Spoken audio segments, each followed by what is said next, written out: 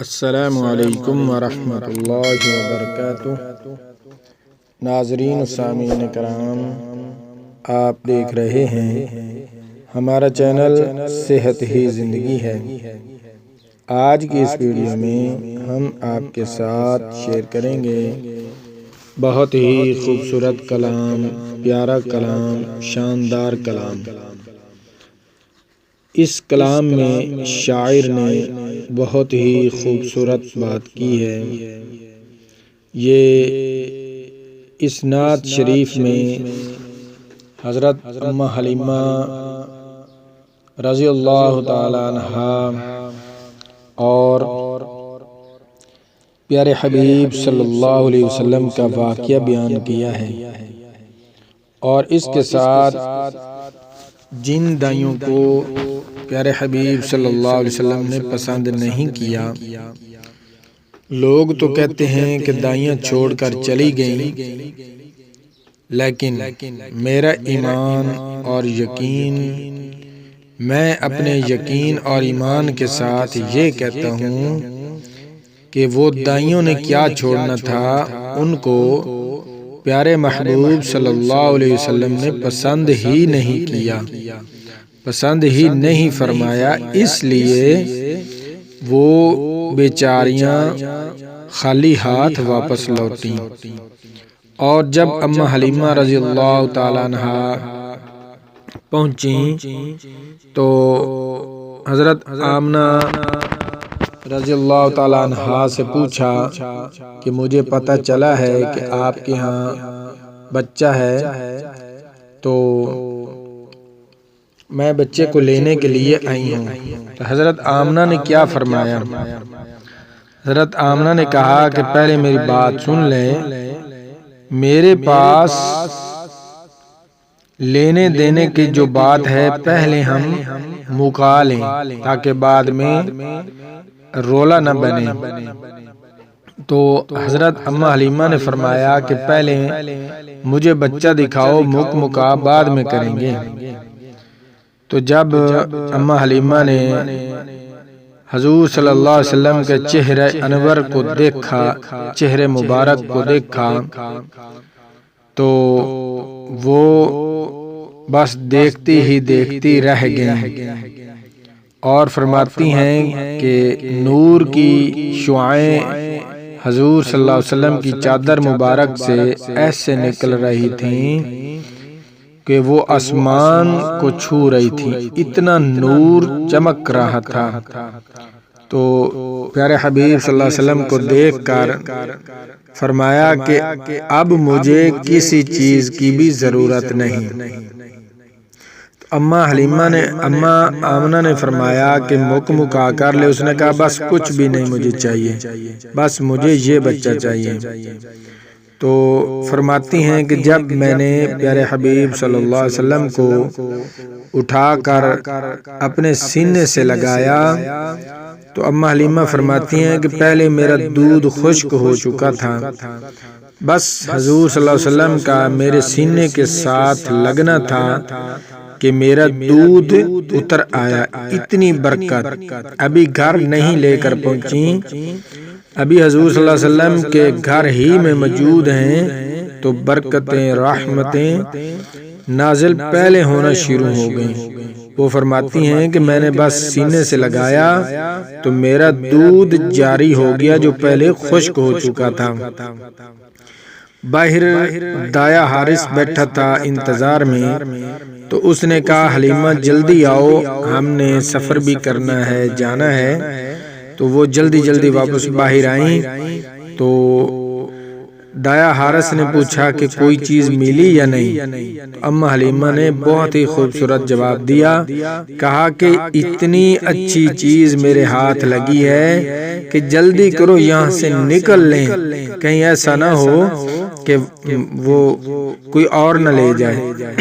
بس پھر کیا تھا، جو ڈاچی چلتی نہیں تھی اب وہ ڈاچی رکتی نہیں ہے۔ جو دائیاں پہلے سفر کر کے کافی سفر کر چکی تھیں تو جب انہوں نے پیچھے مڑ کر دیکھا تو ایک تیز رفتار سواری آ رہی ہے، تو سب نے کہا کہ ایک جگہ اکٹھیاں ہو جاؤ، یہ دیکھو کون آ رہا ہے۔ جب دیکھا غور سے تو انہوں نے کہا یہ تو حلیمہ لگ رہی ہے۔ تو اس کے پاس پہلے تو ڈاچی چل نہیں سکتی تھی، خود کمزور تھی، ڈاچی کمزور تھی، لاغر تھی، تو اب اس کو کس نے اتنی تیز رفتار ڈاچی دے دی جو اتنی سپیڈ کے ساتھ آ رہی ہے۔ اس نعت شریف میں ان باتوں کا ذکر ہے۔ وہ جو دائیاں تھیں وہ اب کیا کہتی ہیں؟ تو شاعر نے ان باتوں کو اپنے کلام میں کیسے پیش کیا ہے، آپ سماعت فرمائیں۔ اور میری تمام نئے آنے والے معزز ناظرین و سامعین سے مؤدبانہ گزارش ہے کہ برائے مہربانی ہمارا چینل صحت ہی زندگی ہے کو سبسکرائب کر دیں، ویڈیو کو لائک کر دیں اور دوستوں کے ساتھ شیئر کر دیں۔ اللہم صلی علی محمد وعلی آل محمد کما صلیت علی ابراہیم وعلی آل ابراہیم انک حمید مجید۔ اللہم بارک علی محمد وعلی آل محمد کما بارکت علی ابراہیم وعلی آل ابراہیم انک حمید مجید۔ ڈاچیاں کیا پوچھتی ہیں؟ خوبصورت کلام۔ کیوں اینی تیز ڈاچی نو دوڑائی جانی ہے؟ کیوں اینی تیز ڈاچی نو دوڑائی جانی ہے؟ کیوں اینی تیز ڈاچی نو دوڑائی جانی ہے؟ کیڑی دنیا دی دولت کمائی جانی ہے؟ کیوں اینی تیز ڈاچی نو دوڑائی جانی ہے؟ سانو دس نی حلیمہ رل کین ساریاں، سانو دس نی حلیمہ رل کین ساریاں، تویں کتھوں شانہ پائیاں پچھن گلاں ساریاں، تویں کتھوں شانہ پائیاں پچھن گلاں ساریاں۔ ساڈے کولوں کیڑی چیز تو لکائی جانی ہے؟ ساڈے کولوں کیڑی چیز تو لکائی جانی ہے؟ کیوں اینی تیز ڈاچی نو دوڑائی جانی ہے؟ کیڑی دنیا دی دولت کمائی جانی ہے؟ کیوں اینی تیز ڈاچی نو دوڑائی جانی ہے؟ دائیاں کیا کہتی ہیں؟ ذرا ٹھہر سانو مکھڑا دکھائی جمینی، ساڈی ستی تقدیر نو جگائی جمینی۔ ذرا ٹھہر سانو مکھڑا دکھائی جمینی، ساڈی ستی تقدیر نو جگائی جمینی۔ ہن کیڑا چن، ہن کیڑا چن جولی وچ پائی جانی ہے؟ ہن کیڑا چن جولی وچ پائی جانی ہے؟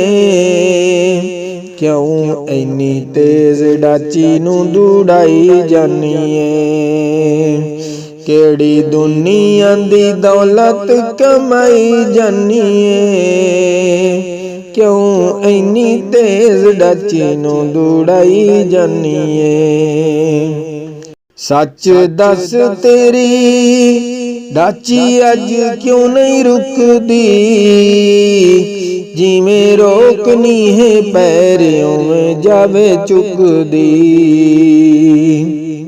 ਸੱਚ ਦੱਸ ਤੇਰੀ ਡਾਚੀ ਅੱਜ ਕਿਉਂ ਨਹੀਂ ਰੁਕਦੀ, ਜਿਵੇਂ ਰੋਕਨੀ ਹੈ ਪੈਰ ਉਵੇਂ ਜਾਵੇ ਚੁੱਕਦੀ। ਕਿਹੜੇ ਹਾਦੀ ਨੂੰ ਮੁਹਾਰ ਤੂੰ ਫੜਾਈ ਜੰਨੀਏ, ਕਿਹੜੇ ਹਾਦੀ ਨੂੰ ਮੁਹਾਰ ਤੂੰ ਫੜਾਈ ਜੰਨੀਏ। ਕਿਉਂ ਐਨੀ ਤੇਜ਼ ਡਾਚੀ ਨੂੰ ਦੌੜਾਈ ਜਾਨੀਏ, ਕਿਹੜੀ ਦੁਨੀਆ ਦੀ ਦੌਲਤ ਕਮਾਈ ਜਾਨੀਏ। ਕਿਉਂ ਐਨੀ ਤੇਜ਼ ਡਾਚੀ ਨੂੰ ਦੌੜਾਈ ਜਾਨੀਏ। ਦਾਈਆਂ ਪੁੱਛਦੀਆਂ ਇਹਨੂੰ ਕਿੱਥੋਂ ਰੰਗ ਲੱਗਾ, ਨੂਰੋ ਨੂਰ ਹੋ ਗਈ। ਇਹਨੂੰ ਕਿੱਥੋਂ ਰੰਗ ਲੱਗਾ, ਨੂਰੋ ਨੂਰ ਹੋ ਗਈ। ਅੱਜ ਇਸ ਦੀ ਜ਼ਾਇਫੀ ਕਿਵੇਂ ਦੂਰ ਹੋ ਗਈ। ਇਹਨੂੰ ਕਿੱਥੋਂ ਰੰਗ ਲੱਗਾ, ਨੂਰੋ ਨੂਰ ਹੋ ਗਈ। ਅੱਜ ਇਸ ਦੀ ਜ਼ਾਇਫੀ ਕਿਵੇਂ ਦੂਰ ਹੋ ਗਈ। ਤੂੰ ਤਾਂ ਮੁੱਦਤਾਂ ਦੀ ਬਿਗੜੀ ਬਣਾਈ ਜੰਨੀਏ, ਤੂੰ ਤਾਂ ਮੁੱਦਤਾਂ ਦੀ ਬਿਗੜੀ ਬਣਾਈ ਜੰਨੀਏ। ਕਿਉਂ ਐਨੀ ਤੇਜ਼ ਡਾਚੀ ਨੂੰ ਦੌੜਾਈ ਜਾਨੀਏ, ਕਿਹੜੀ ਦੁਨੀਆ ਦੀ ਦੌਲਤ ਕਮਾਈ ਜਾਨੀਏ। ਕਿਉਂ ਐਨੀ ਤੇਜ਼ ਡਾਚੀ ਨੂੰ ਦੌੜਾਈ ਜਾਨੀਏ। آگے اماں حلیمہ کا جواب سنو، بہت ہی پیارا جواب۔ جنوں کسے بھی نہ چاہیا انہوں چاہی جانیاں۔ اماں حلیمہ نے کیا خوبصورت جواب دیا۔ جنوں کسے بھی نہ چاہیا انہوں چاہی جانیاں، جنوں کسے بھی نہیں چاہیا انہوں چاہی جانیاں۔ چن آمنہ دا جولی وچ پائی جانیاں، چن آمنہ دا جولی وچ پائی جانیاں۔ تائیوں اینی تیز ڈاچی نو دوڑائی جانیاں۔ کیسا خوبصورت جواب دیا۔ جنوں کسے بھی نہ چاہیا انہوں چاہی جانیاں، چن آمنہ دا جولی وچ پائی جانیاں۔ تائیوں اینی تیز ڈاچی نو دوڑائی جانیاں۔ بی بی آمنہ دا گھر نورو نور ہو گیا، محل کفر والا اندے آیا سارا دور ہو گیا، محل کفر والا اندے آیا سارا دور ہو گیا۔ سونے عربی نو، سونے عربی نو سینے نال لائی جانیاں۔ تائیوں اینی تیز ڈاچی نو دوڑائی جانیاں۔ سونے عربی نو، سونے عربی نو سینے نال لائی جانیاں۔ تائیوں اینی تیز ڈاچی نو دوڑائی جانیاں۔ اماں حلیمہ کہتی ہے تساں سمجھ کے یتیم چھڈ آپ ٹریاں، تساں سمجھ کے یتیم چھڈ آپ ٹریاں۔ ہن کیوں وجیاں نے تواڈے سینے وچ چھریاں، تساں سمجھ کے یتیم چھڈ آپ ٹریاں۔ ہن کیوں وجیاں نے تواڈے سینے وچ چھریاں۔ بھیڑی نظراں توں، بھیڑی نظراں توں سونے نو لکائی جانیاں، بھیڑی نظراں توں، بھیڑی نظراں توں سونے نو لکائی جانیاں۔ ਤਾਈਓ ਇੰਨੀ ਤੇਜ਼ ਡਾਚੀ ਨੂੰ ਦੌੜਾਈ ਜਾਨੀਆਂ।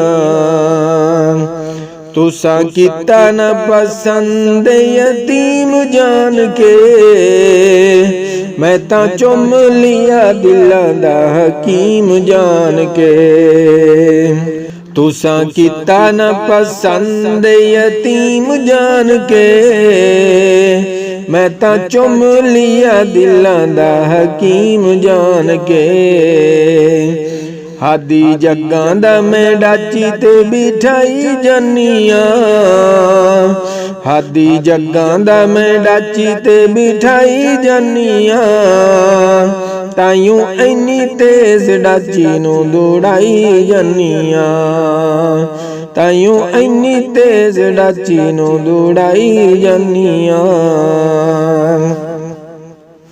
ਜਿੰਦੀ ਕੋਈ ਨਾ ਮਿਸਾਲ, ਜਿੰਦੀ ਕੋਈ ਨਾ ਮਿਸਾਲ, ਬੇਮਿਸਾਲ ਲੱਭਿਆ। ਮੈਨੂੰ ਆਮਨਾ ਦੀ ਝੋਲੀ ਵਿੱਚੋਂ ਲਾਲ ਲੱਭਿਆ। ਜਿੰਦੀ ਕੋਈ ਨਾ ਮਿਸਾਲ, ਬੇਮਿਸਾਲ ਲੱਭਿਆ। ਆਮਨਾ ਦੀ ਝੋਲੀ ਵਿੱਚੋਂ ਲਾਲ ਲੱਭਿਆ। ਉਸ ਲਾਲ ਨੂੰ ਮੈਂ, ਉਸ ਲਾਲ ਨੂੰ ਮੈਂ ਸੀਨੇ ਨਾਲ ਲਾਈ ਜਾਨੀਆਂ। ਉਸ ਲਾਲ ਨੂੰ ਮੈਂ, ਉਸ ਲਾਲ ਨੂੰ ਮੈਂ ਸੀਨੇ ਨਾਲ ਲਾਈ ਜਾਨੀਆਂ। ਤਾਈਓ ਇੰਨੀ ਤੇਜ਼ ਡਾਚੀ ਨੂੰ ਦੌੜਾਈ ਜਾਨੀਆਂ। ਉਸ ਲਾਲ ਨੂੰ ਮੈਂ ਦਿਲ ਨਾਲ ਲਾਈ ਜਾਨੀਆਂ। ਉਸ ਲਾਲ ਨੂੰ ਮੈਂ ਦਿਲ ਨਾਲ ਲਾਈ ਜਾਨੀਆਂ। ਤਾਈਓ ਇੰਨੀ ਤੇਜ਼ ਡਾਚੀ ਨੂੰ ਦੌੜਾਈ ਜਾਨੀਆਂ। ਤਾਈਓ ਇੰਨੀ ਤੇਜ਼ ਡਾਚੀ ਨੂੰ ਦੌੜਾਈ ਜਾਨੀਆਂ। ਸੁਨ ਸੁਨ ਪੀਰ, ਸੁਨ ਸੁਨ ਪੀਰ ਤਾਰਿਕ ਦੀ ਤੂੰ ਗੱਲ ਸੋਹਣਿਆ। ਆਖਰੀ ਜੁਮਲਾ ਬੜੀ ਮੁਹੱਬਤ ਤੇ ਪਿਆਰ ਵਾਲਾ ਜੁਮਲਾ, ਸੁਬਹਾਨ ਅੱਲਾਹ। ਸੁਨ ਸੁਨ ਪੀਰ तारिक दी तू गल सोनिया। ये नात शरीफ लिखने वाला शायर है। सुन सुन पीर, सुन सुन पीर तारिक दी तू गल सोनिया। दर सोने महबूब दा तू मल सोनिया। दर सोने महबूब दा तू मल सोनिया। तैनू राज वाली, तैनू राज वाली गल समझाई जनिया। ताइयों इन्नी तेज डाची नू दौड़ाई जनिया। ताइयों इन्नी तेज डाची नू दौड़ाई जनिया। माशाअल्लाह, बहुत ही खूबसूरत कलाम प्यारे हबीब सल्लल्लाहु अलैहि वसल्लम और अम्मा हलीमा और बाकी दाइयों का इसके अंदर जिक्र किया गया। तो मैं माजरत ख्वाह हूँ कि आज की वीडियो बहुत बड़ी हो गई। हमेशा अक्सर वीडियो बड़ी हो ही जाती है, लेकिन फिर भी मैं बहुत ही शुक्रगुजार हूँ और तमाम दोस्तों का मशकूर हूँ कि आप हमें सपोर्ट करते हैं, हमारी वीडियो देखते हैं। बहुत बहुत मेहरबानी, शुक्रिया आप लोगों का। मैं तहे दिल से आप लोगों का शुक्रगुजार हूँ। इंशाल्लाह मुझे उम्मीद है कि हमारी वीडियो आपको बहुत पसंद आएगी। मिलते हैं नई वीडियो के साथ।